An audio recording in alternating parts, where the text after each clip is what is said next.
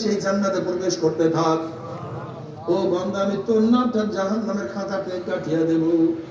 এই রমজান মাসে যত ইবাদত করবা, এই রমজান মাসে ইবাদত করার কারণে তোমার নাম আল্লাহর ওলির দরজা লেখা হয়ে যাবে।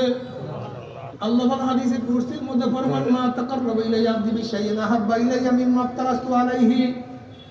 আমি বান্দার উপরে যা ফরজ করছি, শোনো ভালো মতো, ওয়াসওয়াসা যেন না দিতে পারে কেউ। হাদিসে বুখারীর হাদিস পাইতেছি, আল্লাহ নিজে কয়, আমি বান্দার উপরে যাহা কিছু ফরজ করছি, শুরু ফরজ আদায়ের মাধ্যমেই বান্দা আমার নৈকট্য লাভ করতে পারে। শুধু ফরজ আদায়ের মাধ্যমে বান্দা আমার নৈকট্য লাভ করতে পারে না। ওমা ইয়াযালু আবদি ইয়াতাকাররাবু ইলাইয়া বিন নওয়াফিল। বান্দা নফল ইবাদত করতে করতে করতে করতে আমার নৈকট্য অর্জন করে। যখনই বান্দা আমার নৈকট্য লাভ করে, হাত্তা উহিব্বাহু, আমি বান্দাকে মহব্বত করা শুরু করি। আস্তে করে সুবহানাল্লাহ, মহব্বত করে আল্লাহ নিজে। হাত্তা উহিব্বাহু, যে ব্যক্তি বেশি বেশি নফল নামাজ পড়ে, নফল ইবাদত করে, নফল জিকির করে, আমি তাকে কি করা শুরু করি? মহব্বত করা শুরু করি। মহব্বত করে হাত্তা উহিব্বাহু ফাইজা আহবাবতু কুনতু সামাউল্লাযী ইয়াসমাউ বিহি। আমি যখন বান্দাকে মহব্বত করা শুরু করি, তখন অবস্থাটা কি হয়ে যায়? বান্দার কান আমার কান হয়ে যায়, যা দিয়ে বান্দা শুনে। বান্দার চক্ষু আমার চক্ষু হয়ে যায়, যা দিয়ে বান্দা দেখি। বান্দার হাত আমার হাত হয়ে যায়, যা দিয়ে বান্দা ধরে। বান্দার পা আমার পা হয়ে যায়, যা দিয়ে বান্দা চলে। অবস্থাটা কি? বান্দা আমার কাছে যা চায় আমি তাকে তা দিয়া দেই। বান্দা যা চায় আমি তখন তাকে তা দিয়া দেই। বান্দা যখন আমার কাছে যা চায় আমি আশ্রয় দিয়া দেই। সুবহানাল্লাহ। বুঝলাম না? নফল ছাড়া আল্লাহ তাআলার নৈকট্য লাভ করা যায় না। এর জন্য দেখবেন অনেকেই বলে যাদের নফল নাই, দাড়ি নাই, টুপি নাই, সুন্নাত নাই, জিকির নাই, আজকার নাই, তেলাওয়াত নাই, আওয়াবিল নাই, ইশরাক নাই, ওরা আবার ওলিটা কি? তুমি ওলি চিনবা কিভাবে? তুমি কি ধারে কাছেই নাই? নফল ছাড়া হবে বুঝাতে পারি। তুমি বাজার করছো ঘরের জন্য, বড় বড় মাছ কিনছো 10,000 20,000 টাকা, অনেক কিছু কেনার পরে তুমি বাজার নিয়ে ঘরে চলে গেছো। আবার 2 টাকার বাদাম কিনছো, কয় টাকার? মাসা সব সামনে ফলে 2 টাকার বাদাম স্ত্রীর কাছে দিয়া দিছো। এখন স্ত্রীকে মাসে খুশি না 2 টাকার বাদামে খুশি? ঘটনা কি বলতো? এই মাসের মধ্যে সবার শেরকাত আছে, আর এই 2 টাকার বাদাম নফলের কোনো জরুরত ছিল না। এটা মুহাব্বতের প্রকাশ। কিসের প্রকাশ? ওপরে 2 টাকার বাদাম ঢুকায় গেছে, স্ত্রী অবস্থা খারাপ, সে পাগল হয়ে গেছে। এর মধ্যে কোনো শেরকাত নাই। ফরজ আদায় না করো জাহান্নাম, ফরজ করো জান্নাত। যদি তুমি রোজা না রাখো জাহান্নাম, রোজা রাখো জান্নাত। কিন্তু 2টা নফল নামাজ কেন পড়লা? এর মধ্যে একমাত্র মাওলার মুহাব্বত। একমাত্র কি? নফল ব্যতীত অতিরিক্ত ব্যতীত জিনিসের দাম হয় না। যেমন একটা মার্সিডিজ গাড়ি, লামোজিন গাড়ি, অনেক দামি, গাড়ির রং নাই, কি নাই? যদি রং ছাড়া গাড়ি শোরুমের মধ্যে রাখেন, কেউ কিনবে? তার রং কি ফরজ? গাড়ি চলার জন্য, স্টার্টের জন্য, আরামের জন্য রং কি ফরজ? এটা কি নফল? রং না হলে কি হয়? গাড়ির স্পিড কমবে। ঠিক একজন আবেদ যখন নফল ইবাদত করতে থাকবে, তার যখন ইবাদত করতে থাকবে নফল, তখন আস্তে আস্তে মাওলার কাছে চলে যাবে। ওমা ইয়াযালু আবদি ইয়াতাকাররাবু ইলাইয়া বিন নওয়াফিল। যত বেশি নফল করবে তত কার নৈকট্য লাভ করবে? আজকে যে যুবকদেরকে, আমার যে সন্তানদেরকে নফল ইবাদত থেকে মাহরুম করে, অনুৎসাহিত করে, ওরা শয়তানের খালাতো ভাই। কার খালাতো ভাই? লাগবে না। এত রোজা, এত নারী, এত নফল, এত সুন্নাত, এত এত এত এত এত লাগবে না। তুমি বুঝবা আজকে লাগবে না, যখন প্রয়োজন হবে কেমন লাগা লাগবে দিশাও পাবে না। ওরে গাদা থেকে হাদিসের মধ্যে দেখোস নাই, আল্লাহ রাব্বুল আলামিন পড়তাম ফরজের হিসাব নিবে, যদি ফরজের মধ্যে টান খায় আল্লাহ কিসের দ্বারা পূরণ করবে? নফলের মাধ্যমে তোমাকে পূরণ করা শুরু করিয়া দিবে। তোমার তো নফলও নাই, ফরজও নাই। বাবারা আমার ফের রাগ করিও না, তুমি তোমার খবরে রওনা করছো, আমি আমার খবরে রওনা করছি। আমার যুবক বাবারা 11 মাস দুনিয়ার পিছনে ঘোরাঘুরি করছি, 11টা মাস পেটের জন্য খাটনি করছি, শুধু একটা মাস আমার মাওলার পাগল হইয়া যা। একটা মাস আমার মাওলার ইবাদত করো, রাতে উঠি আমার মাওলাকে ডাক দাও আল্লাহ।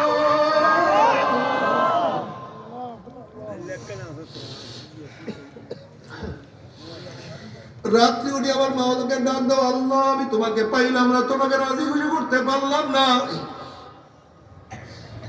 তাহাজ্জুদের নামাজে সিজদা করে আমার মাওলাকে ডাক দাও সুবহান রাব্বিয়াল আলা। তুমি পবিত্র, তুমি বড়।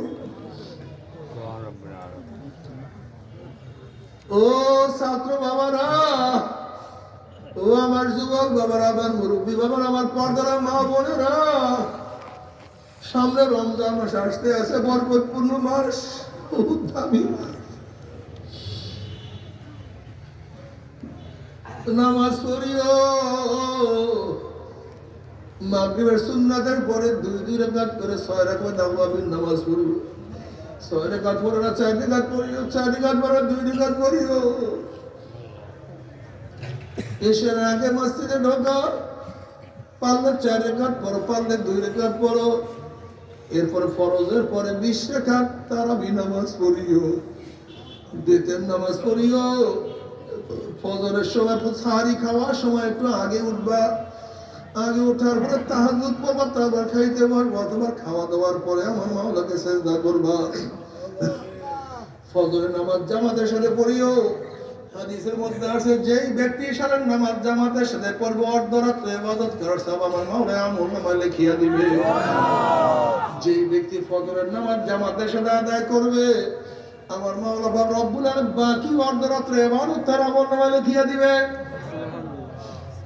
কাজে রমজান মাসকে গনিমত মনে করিও, বেশি বেশি রমজান মাসে দান করিও, গরিবদেরকে দান করিও, মিসকিনদেরকে দান করিও, মাদ্রাসা মসজিদে বেশি বেশি দান করিও, মসজিদ মানুষদেরকে সেবা শুশ্রূষা করিও। ইফতারির সময় মেহমানদেরকে ডাকিও, ইফতারি করাইও, গরিবদেরকে ইফতারি করাইও রে বাবা। পাশের গরিবদেরকে বসাই একই দাস্তারখানে ইফতারি করিও, আমার মাওলায় খুশি হয়ে যাবে। মুসলমানদের মধ্যে কি যে বন্ধ, কি যে বন্ধ, কি যে বন্ধ।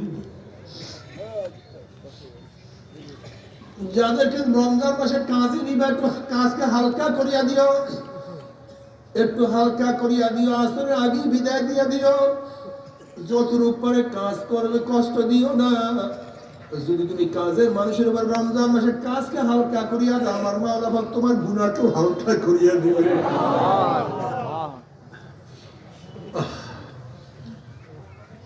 বাবারে, ও আমার যুবক বাবারা, ঈদের সময় গান বাজনা করিও না। সারা রমজান মাসে যে ইবাদত করছো সব ধ্বংস করিও না। কোথায় মুসলমানের চরিত্র? এত ব্যথা কে লাগে? আমার মুসলমান যুবকদের মাথার দিকে তাকাইলে ব্যথা লাগে, ওদের চেহারার দিকে তাকাইলে খারাপ লাগে, ওদের পোশাক দেখলে খারাপ লাগে, ওদের দল দেখলে ভালো লাগে না। আমার মুসলমান সন্তান ইসলাম পছন্দ করে না, আমার মুসলমান সন্তান আমার নবীকে নেতা মানে না।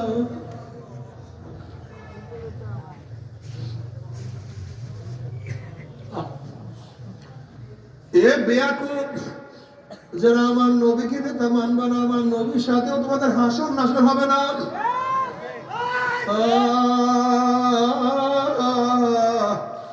যারা নবীকে নেতা মানবে, নবীর সুন্নাত অনুযায়ী চলবা, কবরে যাওয়ার পর নবী আলাইহিস সালাতু ওয়াস সালামের রওজার সাথে তোমার সুরাক হয়ে যাবে, রাস্তা হয়ে যাবে। ফেরেশতারা প্রশ্ন মান হাজার রজুল, চেনো ওই ব্যক্তিকে? ওই হাজারো যুবক, হাজারো ছাত্র দেখবেন নবীর মাথা সাথে তার মাথার মিল, নবীর চেহারার সাথে তার চেহারার মিল, নবীর দলের সাথে তার দলের মিল, নবীর নীতি আদর্শের সাথে তার নীতি আদর্শের মিল, নবীর সাথে তার নেতার মিল। উম্মি বলবে যে আমার নবী জনাব মুহাম্মদুর রাসূলুল্লাহ সাল্লাল্লাহু আলাইহি ওয়াসাল্লাম, আমার মাওলা ডাক দিয়ে সাদাকা দিয়ে আমার বান্দা সত্য কথা বলছে। ওয়াফরুশুল ফারাশা মিনাল জান্নাহ ওয়াল মিসু মিনাল জান্নাহ, আমার বান্দা বান্দির গার মধ্যে জান্নাতের পোশাক লাগায়া দে, জান্নাতের বিছানা বিছায়া দে, জান্নাতের নাজ নিয়ে ওদের গোটা কবরটাকে ভরিয়া দে। আল্লাহ তুমি কবুল করিয়া নাও।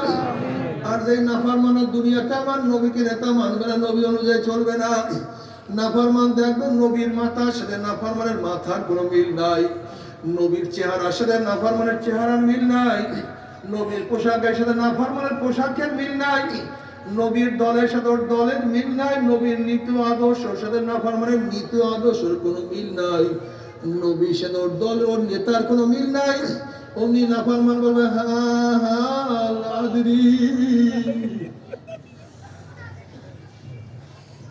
আল্লাহ মাফ করিয়া দিন, আল্লাহ ক্ষমা করিয়া দিন, তোমার নবীকে চেনার তৌফিক দিয়া দিন। নাফরমান বলবে হা হা লাদরি, হা হা লাদরি, আমি ওনাকে চিনি না, ওনার সাথে আমার কোনোই সম্পর্ক নাই। অমনি আমার মাওলা ডাক দিল কাযাবাদুল্লাহ, আমার দুশমন মিথ্যা কথা বলছে, এ কবরের মাটি চাপ দে।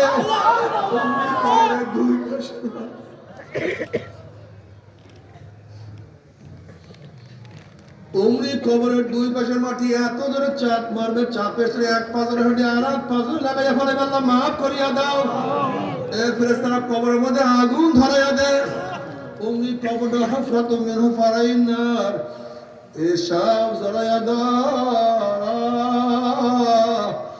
নবী আলাইহিস সালাতু ওয়াস সালাম ফরমান কবরের সাপ এত বিষাক্ত হবে, লাউ নাফাকা ফিল আরদি মা আনবাতাত খাদরা, দুনিয়ার কোন প্রান্তের থেকে যে সাপ একটু ফুল মারতো, সাপের বিষে গাছপালা তরুণতা সব পুড়িয়া সারকার হইয়া যায়।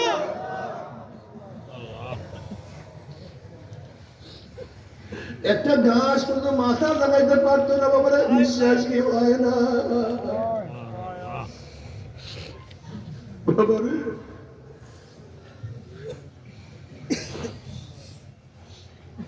ये बारात का जहां तमाशा नहीं।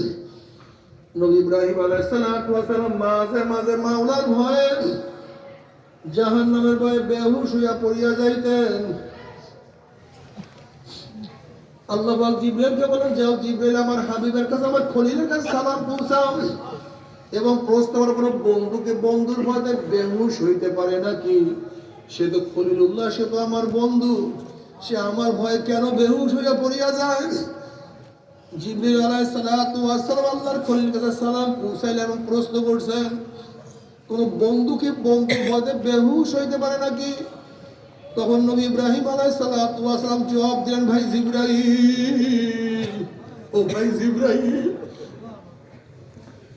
যখন আমার পদস্খলনের কথা মনে পড়ে, কিয়ামতের কথা মনে পড়ে, মিজানের কথা মনে পড়ে, পুসরাতের কথা মনে পড়ে, তো আল্লাহর সাথে আমার সম্পর্ক আমি সব ভুলিয়া যাই, আমার কিছু মনে থাকে না। আর ঈমানু বাইনাল খাউফি ওয়ার রাজা, ঈমান আশা এবং ভয়ের মাঝখানে নবী আলাইহিস সালাতু ওয়াস সালাম যেইভাবে আশাও করতেন, এইভাবে ভয়ও করতেন, যেইভাবে আশা করতেন এইভাবে মাওলার কাছে কান্নাকাটি করতেন। তুমি কি দেখো না সরদার দো আলম আলাইহিস সালাতু ওয়াস সালাম নামাজে দাঁড়ায় কেমন কান্না কাঁদেন? ওয়ালি জাউফি আজিজু কাজিজিল মিরসাল মিনাল বুকা, যেরকম পাতিলের মধ্যে পানি দিয়ে উপরে আবৃত করিয়া নিচে আগুন জ্বালায়া দিলে পাতিলের মধ্যে ঘুম ঘুম আওয়াজ করতে থাকে। ঠিক নবী আলাইহিস সালাতু ওয়াস সালাম নামাজের মধ্যে এমন ভাবে কাঁদতেন, কলিজার থেকে কান্নার ঘুম ঘুম আওয়াজ বের হয়ে যাইত। যেই নবীর গুফরা লাহু মা তাকাদ্দামা মিন যানবিহি ওয়া মা তাআখার, যেই নবী আলাইহিস সালাতু ওয়াস সালামের ব্যাপারে আল্লাহ পাক ঘোষণা দেন আপনার সব মাপ, আগিলা পিছলা সব মাপ, সব মাপ। সেই নবীদের মাওলার পথে এত কাঁদতে পারে, সেই মাওলার ভয়ে তোমার আমার চোখে কেন পানি আসে না? যদি পাথর জাহান্নামে কাঁদতে পারে, তোমার আমার চোখে কেন পানি আসে না? নবী মুসা আলাইহিস সালাতু ওয়াস সালাম একদিন এক জায়গাতে রওনা করছেন, দেখে একটা পাথর কান্দে। নবী মুসা আলাইহিস সালাতু ওয়াস সালাম বলেন, পাথর তুই কেন কান্দস? তখন পাথর বলছে, আল্লাহ নবী মুসা, আল্লাহ পাক জাহান্নামকে মানুষ এবং পাথর দিয়া জ্বালাইবে। ওয়াকুদুহান নাস ওয়াল হিজারা,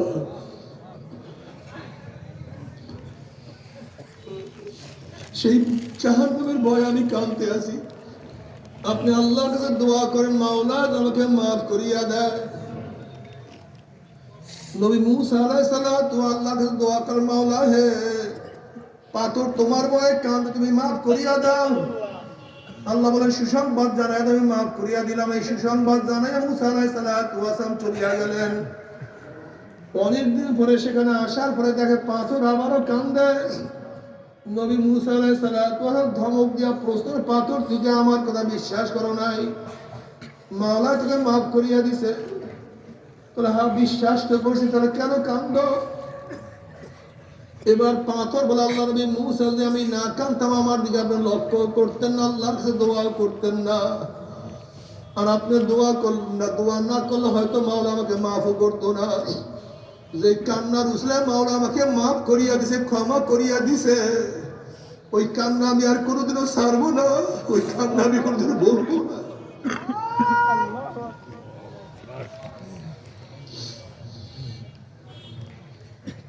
عيني هلا تبكيان على ذنبي، عيني هلا تبكيان على ذنبي، تناثر عمري من يدي ولا أدري। আফসোস আমার চোখ দিয়ে আমার গুনার কথা স্মরণ করিয়া কেন কান্দো না? ও আমার চোখ দিয়ে আমার গুনার কথা স্মরণ করিয়া কেন কান্দো না?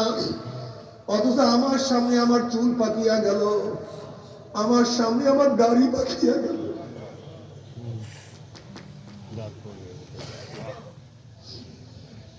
আমার সামনে আমার চোখের পাওয়ার নষ্ট হয়ে গেল, আমার সামনে আমি কবরের কিনারায় চলে আসছি, আমার সামনে আমি কবরের কাছে চলে আসছি, কিন্তু কোনো কিছু হিসাব মিলাইতে পারলাম না। আল্লাহ, ও আমার যুবক, তোমার সে কত যুবক আমার মাওলার পাগল, তুমি কেন পারবা না?